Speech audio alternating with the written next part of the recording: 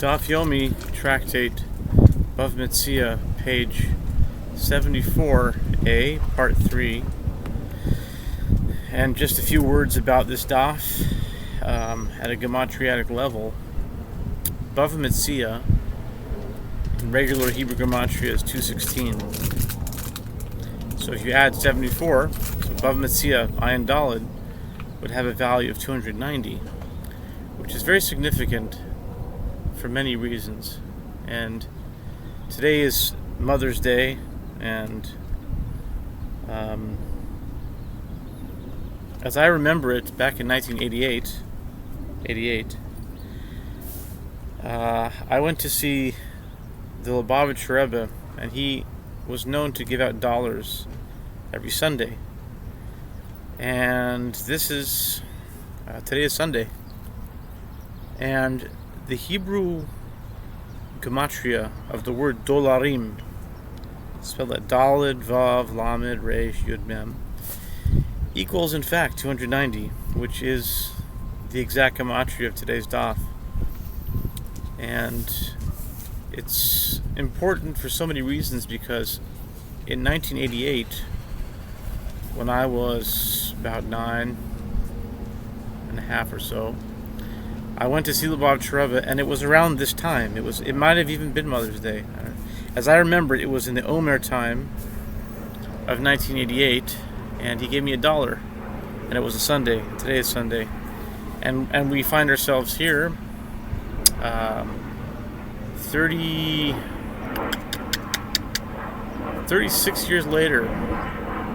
Yeah, 36 years later. And this year is very important in many reasons, but we'll keep it at that. So, well, I think it's the main reason is that it's important is that for the coming of the Messiah, Pei Daled is the year that we're in, 84, but Pei Daled is actually Daf. So it's 100 years. It's 100 years of the Daf. The Daf started in Tuf Resh Pei Daled, which was 1924, but Rosh Hashanah of 1923.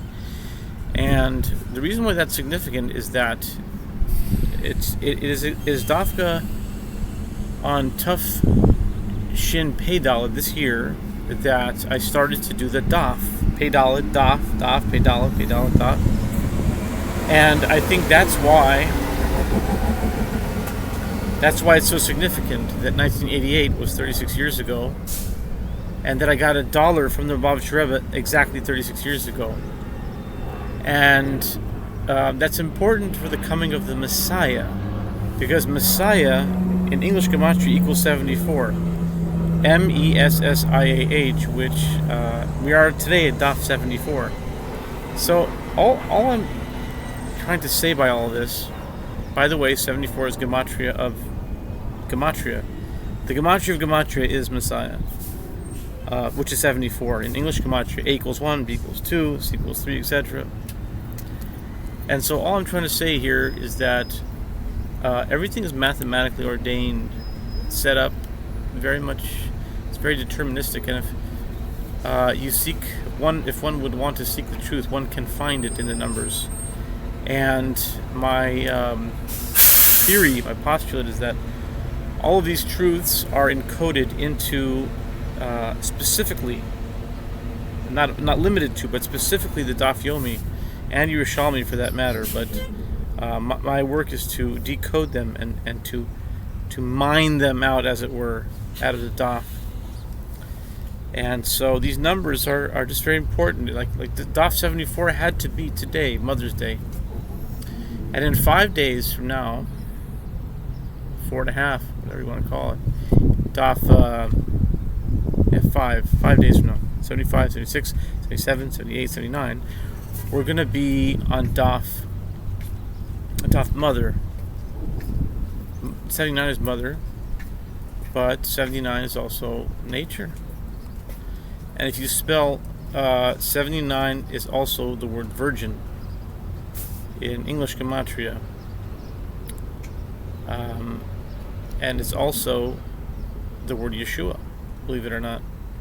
Yeshua.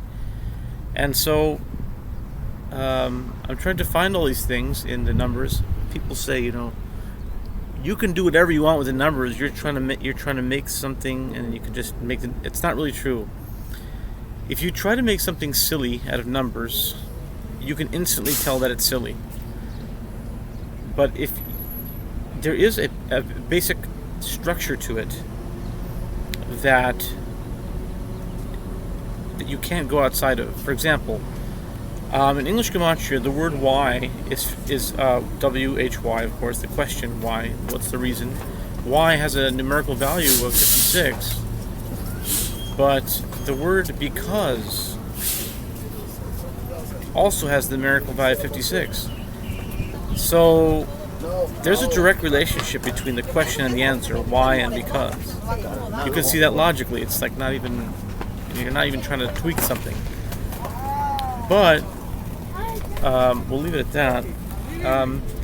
We're in the third part of the Daf. We left off with where the Gemara was asking, according to Shmuel, who says that if the actions remaining are to be accomplished by the hand of heaven, even if only one action is lacking, he may not set a price. How does he explain the Mishnah? In the case of the Mishnah, the produce is lacking winnowing, which is done by the hand of heaven, since winnowing can be done only when there is wind. Interesting.